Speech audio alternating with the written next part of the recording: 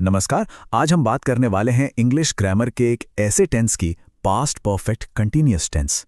हाँ, नाम सुनकर थोड़ा मुश्किल लग सकता है, पर यकीन मानिए गुजरे हुए कल की लंबी कहानियां सुनाने के लिए ये बेहद ज़रूरी है। तो चलिए मिलकर इसे एकदम आसान बनाते हैं। तो इस सफ़र में हम 5 आसान पड़ावों से गुजरेंगे। सबसे पहले देखेंगे कि आखिर ये है क्या, द लॉन्ग रनिंग पास्ट। फिर इसके बिल्डिंग ब्लॉक्स क्या हैं, मतलब ये बनता कैसे है। इसके बाद सबसे ज़रूरी, व्हेन टू यूज़ इट, इसे इस्तेमाल कब करना है। फिर कुछ टेल टेल क्लूज़, यानी इसको पहचानने के सुराग। और आखिर में द गोल्डन रूल, एक ऐसा नियम जो हमेशा काम आएगा। तो चलिए शुरू करते हैं हमारे पहले हिस्से से, द लॉन्ग रनिंग पास्ट। जैसा नाम से ही लग रहा है, कुछ ऐसा जो अतीत में लंबे समय तक चला। पर इसका असल में मतलब क्या है, क्या बताता है हमें ये टेंस? जरा सोच कर देखिए, कोई ऐसा काम जो पास्ट में शुरू हुआ और कुछ देर तक या शायद काफी देर तक चलता ही रहा। दिमाग में कुछ आया? बस इसी तरह के एक्शन के लिए पास्ट परफेक्ट कंटीन्यूअस टेंस बना है। मतलब एक ऐसा काम जो पास्ट में किसी खास वक्त से पहले शुरू हुआ था और उस वक्त पर भी चल ही रहा था, रुका नहीं था। यह हमें उस काम की ड्यूरेशन, उसकी अवधि के बारे में बताता है। अच्छा, तो ये तो समझ आ गया कि ये है क्या, पर अब सवाल ये है कि इसे बनाते कैसे हैं। तो चलिए हमारे दूसरे पड़ाव पर, द बिल्डिंग ब्लॉक्स। और यहां हम देखेंगे इसका एकदम सिंपल सा फॉर्मूला। ये देखिए, इसका फॉर्मूला कितना सीधा और सरल है। सबसे अच्छी बात क्या है, सब्जेक्ट कोई भी हो, आई, ही, शी, दे, कुछ भी, सबके साथ लगेगा हैड बीन। कोई कंफ्यूजन ही नहीं। उसके बाद जो मेन वर्ब है उसमें लगा दीजिए आईएनजी, और आखिर में टाइम बताने के लिए सिंस या फॉर। बस हो गया, है ना एकदम आसान। जैसे ही ये सेंटेंस देखिए, I had been studying for 2 hours। अब इसे हमारे फॉर्मूले पर रखकर देखते हैं। सब्जेक्ट है आई, उसके साथ आया हैड बीन, फिर वर्ब स्टडी में लग गया आईएनजी, बन गया स्टडिंग, और आखिर में फॉर 2 hours ने टाइम बता दिया। देखिए, बिल्कुल परफेक्ट फिट। एक और देख लेते हैं ताकि बात एकदम पक्की हो जाए। She had been working since morning. यहां भी वही कहानी है। सब्जेक्ट शी, उसके साथ हैड बीन, वर्ब वर्क का बन गया वर्किंग, और सिंस मॉर्निंग से हमें पता चला कि काम कब से चल रहा था। ठीक है, तो अब हमें यह पता है कि ये टेंस क्या है और ये बनता कैसे है। लेकिन असली सवाल तो अब आता है कि इसे इस्तेमाल कब और कहां करना है। तो चलिए हमारे तीसरे और सबसे अहम हिस्से पर चलते हैं, जहां हम 5 ऐसे सिनारियो देखेंगे जब ये टेंस काम आता है। तो पहला यूज, पास्ट में किसी लंबे एक्शन को दिखाने के लिए, मतलब कोई ऐसा काम जो भूतकाल में काफी देर तक चलता रहा। उदाहरण के लिए, they had been playing since evening. इस सेंटेंस से साफ पता चल रहा है कि खेलने का काम बस अभी शुरू नहीं हुआ, बल्कि शाम से, एक लंबे समय से चल रहा था। अच्छा, अब दूसरा यूज, ये बहुत इंटरेस्टिंग है।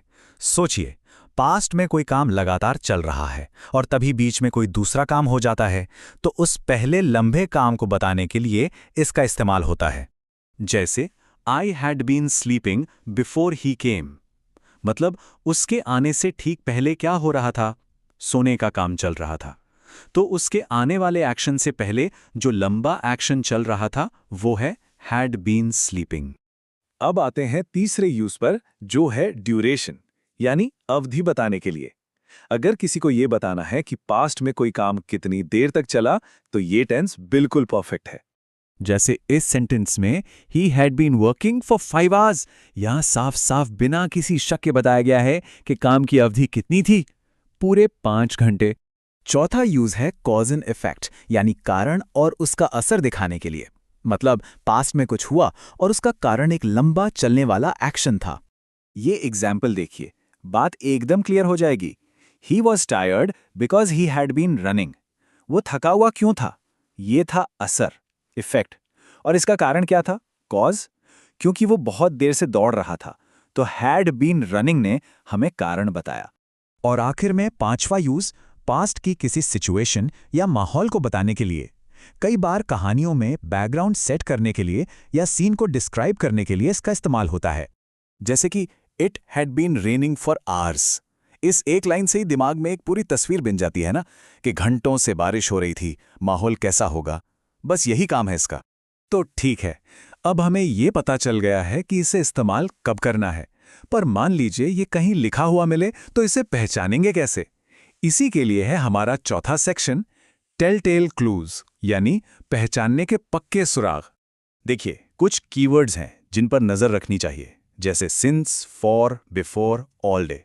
अगर सेंटेंस में इनमें से कोई शब्द दिख जाए तो ये एक बहुत बड़ा हिंट है कि बात पास्ट परफेक्ट कंटिन्यूअस टेंस की हो रही है।